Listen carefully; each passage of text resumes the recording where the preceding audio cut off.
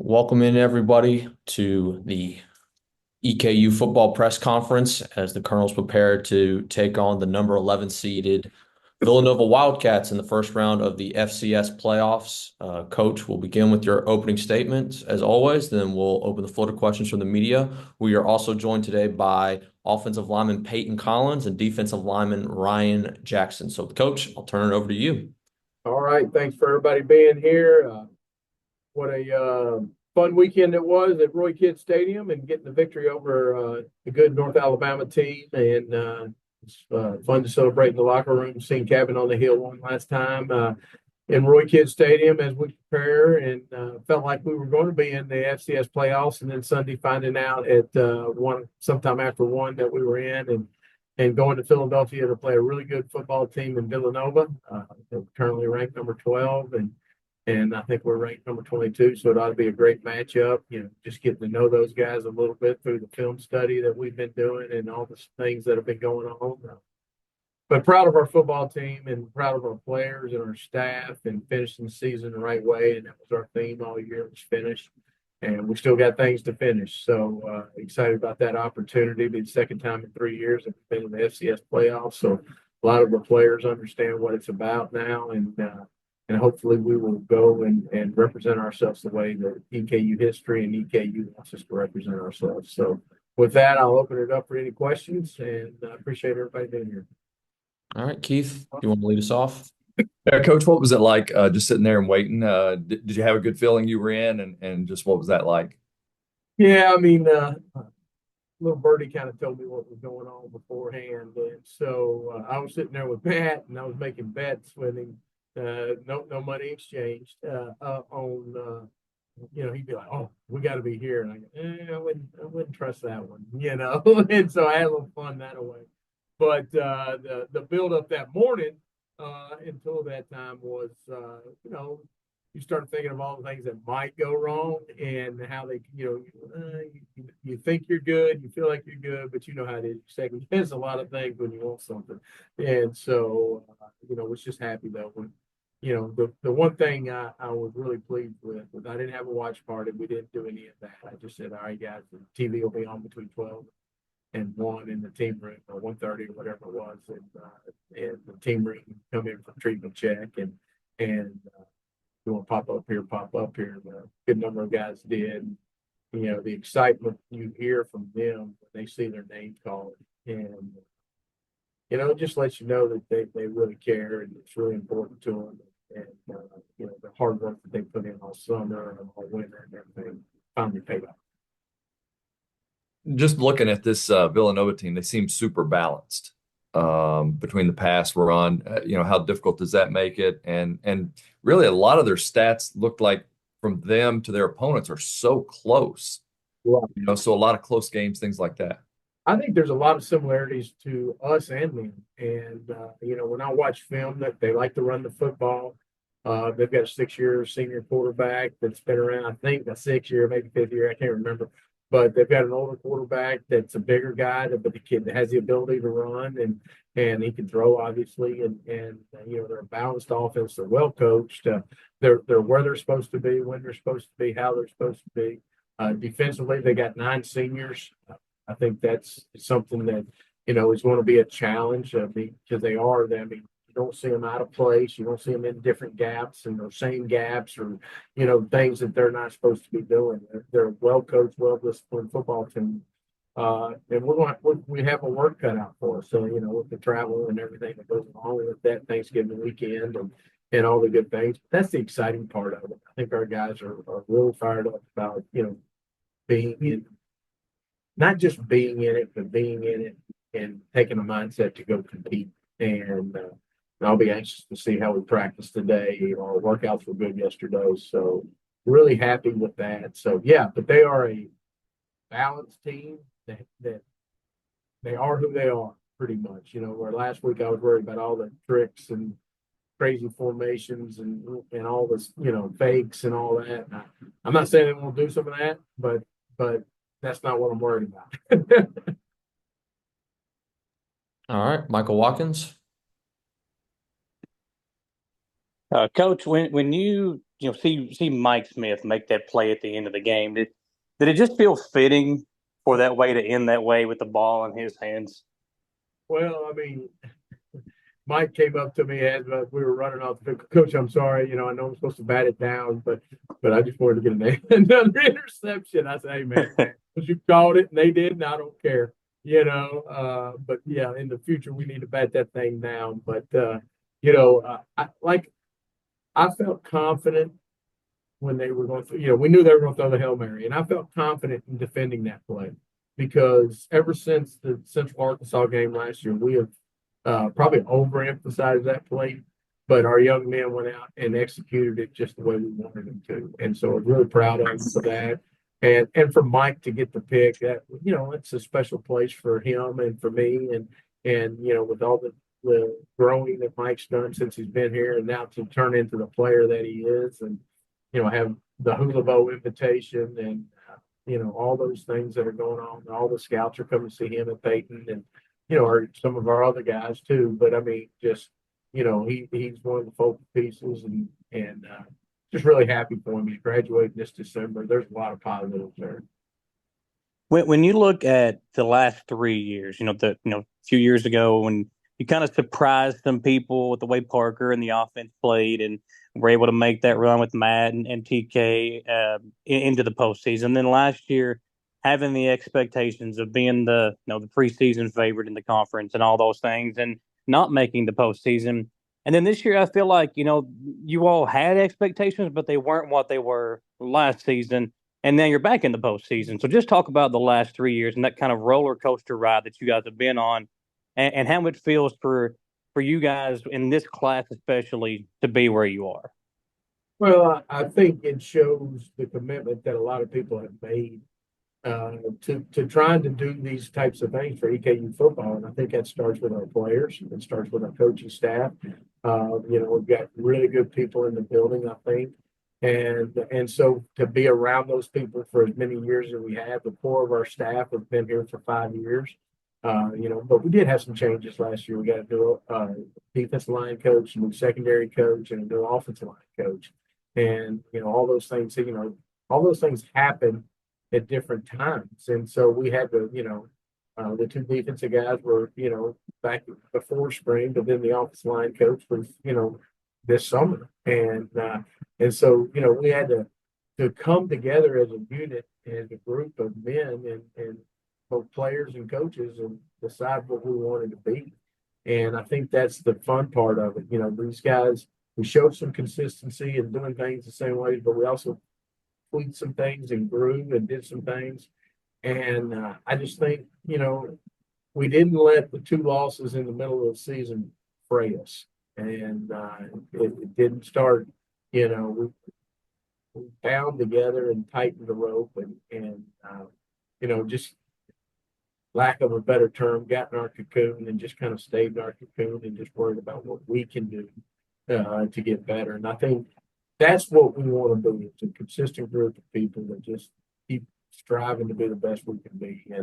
And really proud of what we've done, in our time here. I've been here 5 years. First season was COVID, and we didn't play for anything that year. We just went out and played for the Opportunity Bowl, which was awesome. Matter of fact, one of our seniors said that was one of its funnest moments, and that's a word. But and then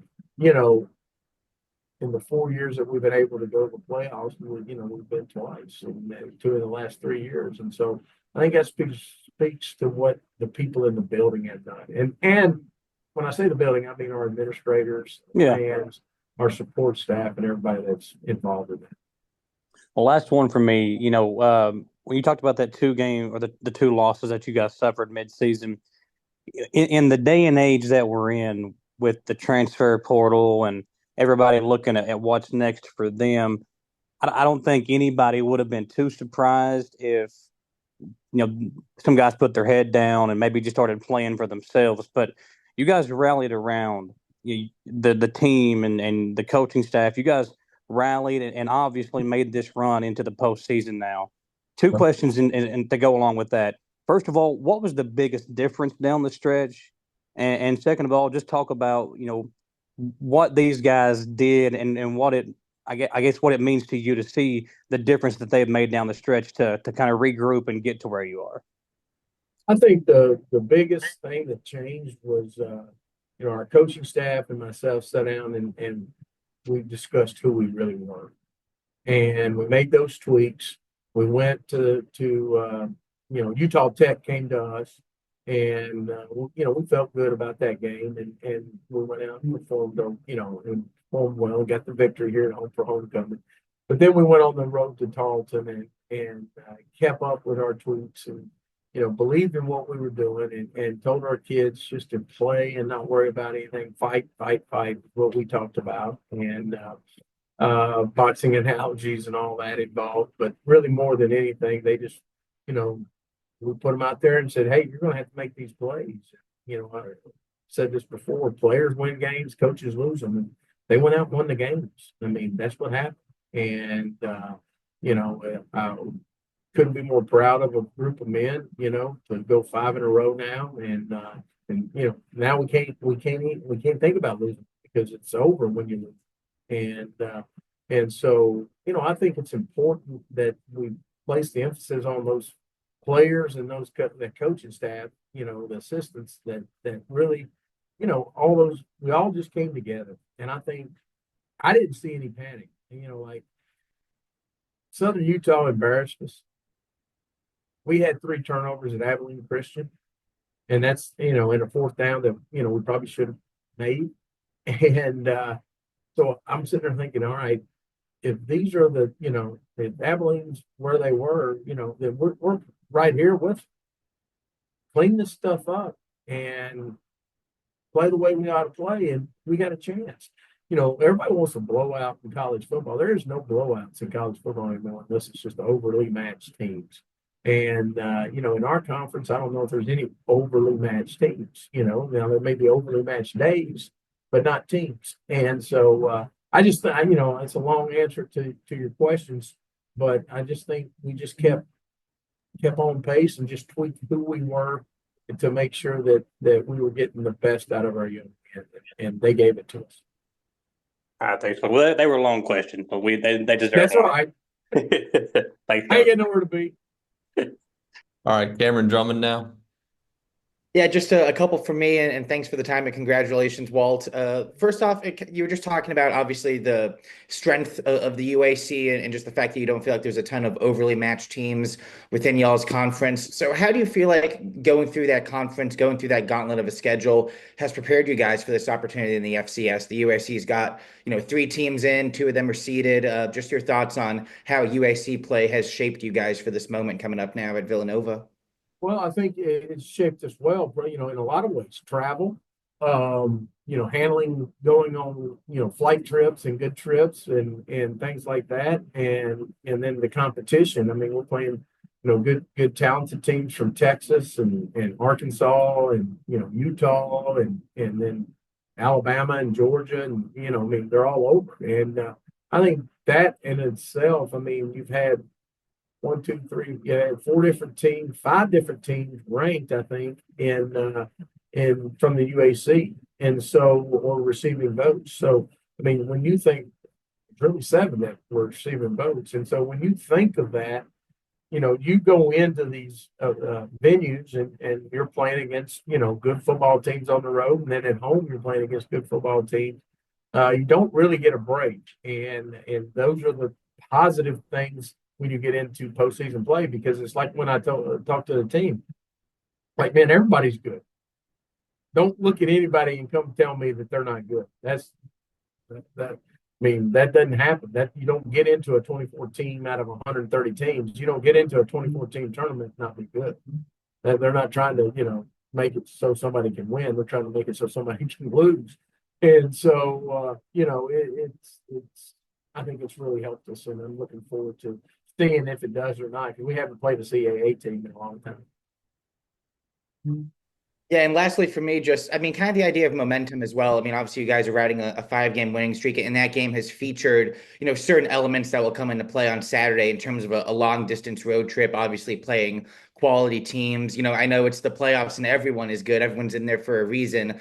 But just in terms of you guys, having this thing going now for a month plus, cleaning up some of those issues you mentioned, like against Southern Utah and Abilene, just how well do you feel like you guys are playing right now? And how much confidence does it give yourself, your staff, and your players, just the fact that you're riding this wave of momentum into the playoffs? Well, I think it gives us a great confidence. I think, probably every team in this tournament has great confidence coming into it. Now, if you've lost a couple of games and you came in, you may be questioning, are you as good as you thought you were, maybe? I think that's the thing. Just doing my research, talking to people that have made runs in football tournaments, because that's what it is. It's a little different. It's not like a basketball tournament where you play every other day or something like that. I mean, you're 7 days apart, and then the championship's 2 or 3 weeks away from the last time you played. So you have to manage all that properly, in my opinion. And but I think the biggest thing you have to do on any run is remember, you're probably not as good as you think you are. You're probably not as bad as you think you are, and somewhere in the middle is probably the truth, and that's who you are. Now, if you can take who you are and improve on it 1 or 2% a day, then you got a chance. And if you build that up and you keep improving a little bit, you've got a chance. We seem to have done that, but we have areas that we have to continue to improve in and make improvements in, or it's going to cost us. And those are the things that we as coaching staff have talked about and are focusing on and making sure, besides the plays and whatever and all that, of getting our team into that area. The other thing is and this is going to be interesting because FCS has been doing this tournament for how many years? Since '78. I can't tell you how many. It's been 30 years since '94. So you go 78, so another 50 some years, right? Well, FBS just started a tournament like this, and they're gonna find out it ain't easy because it's week after week after week. It's like the NFL, and you're dealing with 18 to 22-year-olds. Got finals. That's got Christmas and Thanksgiving and all these things that are a distraction. And when I say distraction, I don't mean like they shouldn't have them, but I mean that's what they are, and you're dealing with 18 to 19-year-old minds to 22-year-old. And so, there's a lot of things that'll be built into that, the pressures that come with that. So, my approach is just, hey guys, just another week. Let's just approach it this way. Let's make sure that we're handling our business. We're preparing. It's an opponent we don't know, like we knew, some of our conference opponents is from years back. But let's make sure we keep pushing that away. I think our conference schedule and everything is prepared as well. That's a long answer. I mean, All that's right, too long answers today. Keith, I know you said you had one more question for Coach. Yeah, if we have time. Yeah. We're not to the next hour yet. Now, Payton's probably asleep on it. Their Zoom time almost up. Now, like anything, experience, right, is a big help. So have you learned something in your trips to the playoffs with EKU that you now change up or do differently? Like that, okay, I need to do this way this time. I think one of the things that we have done is we've tuned into how long, all those things about practice. I think as a coach and me, I ain't got no. I mean, this is it. This is what I do. My family, I love them to death, and my kids are grown, and I mean, this is what we do. So I could be over here from 7 a.m. to 1 a.m. If we wanted to. But our players, they got a lot more things going on, and I think I have self-evaluated that, and I think we have approached that differently, and I think we did that all season, which I think has helped us in our late season run instead of maybe our late season fall, and given us an opportunity to win some of those games. So yes, I think we have tweaked some things, and we will continue to do that if the season keeps rolling. All right, Coach. Thank you so much for your time. Always appreciate it. We'll now bring in Ryan Jackson. All right, guys. Thank y'all for being here. Happy Thanksgiving, everybody. Thanks, Coach. You too. Good luck this weekend. Thank you. All right, Ryan Jackson, defensive lineman, now joins us. We'll start with Keith, and we'll keep the same rotation as last time. Ryan, just first off, what was it like hearing your name called, to know that you were definitely in? That was a great moment. I was one of the few that was in the room with Coach Wells. I was actually downstairs getting iced up from the game first. But then as I was getting iced up, I was like, I'm going to go upstairs, see what they're talking about. And then all you hear is boom, and a big excitement blows up. It feels like an explosion happened in the upstairs. So I ran up there, saw we was in playing Villanova. It's a surreal feeling going to the playoffs again. And it's just exciting with the group of guys we got and the work we put in. It's what we wanted. So it's an exciting moment. And then finally, what you heard me ask Coach, what do you do differently? You've been to the playoffs before, but how do you approach this one differently? I know one focus that we need to have more focus on is how we practice and how hard we practice. But we can't get lax just because we made it to the big game, just because we did all the stuff that we wanted to accomplish during the season. It's time to get on the gas pedal even more. It's time to push even harder. It's time to lock in on our little details even more. And I think that's the message I'll be pushing across the team. All right, Michael Watkins. Hey, Ryan, when you look at the NCAA basketball tournament, there's always, that one team that, or maybe multiple teams at times, that make one of those Cinderella type runs. For you guys being ranked 22nd, taking on an 11 seed in Villanova, what would it be, or what would it take for you guys to kind of be one of those Cinderella teams in this type of tournament? I think it would stay focusing on us, because I think if we continue to make ourselves better, a lot of the guys are on the team, and we keep saying in our players board meetings, excuse me, we haven't played our best game yet. So as long as we continue to keep working and continue to strive to play our best game, I know our team can come together and continue to work, because this is a group of guys that have really loved and cared for each other since we first got together. And I don't think we're done wanting to play. So I would want to say the desire to stay together and the desire to keep working hard and trying to find our best game, that'll probably drive us throughout the tournament. When you look at this being your second time in this type of tournament, what did you learn, or what can you take from your first time here and use that to maybe talk to some of these younger guys or someone that hasn't experienced this type of postseason run before? I would tell them don't get caught up in the moment, kind of like we did the first time, just like with all the excitement. It was kind of new, something like we had never really experienced before. And we were the ranked team at the time. Somebody was coming to our house, and we thought we were going to go in, win, and walk into the next round wherever we were going. So I would tell those people that's probably what they think, and that's probably how their mentalities go about it. They don't know who Eastern is. We're coming from small town Kentucky, they're in big town Philadelphia. They're just probably going to run through us. So that's what I would tell the guys. If that's what their mentality is and that's what they would be thinking, let's go up there and really put on a show and see what we can do in this tournament. All right, my man. Good luck this weekend. Happy Thanksgiving. Thank you. Happy Thanksgiving. All right, Cameron Drummond. Yeah, just one for me, Ryan. Thanks for hopping on with us. Something similar to what I asked Coach Wells, but just the idea of momentum. Obviously, you guys being on a 5-game winning streak and having those wins come in a lot of different ways. On the road against ranked teams, at home against ranked teams, on the road in a rivalry game against Austin P. Just how much confidence does that give yourself and your teammates? And just how does that, momentum feed into what you guys are going to try and do in the FCS playoffs?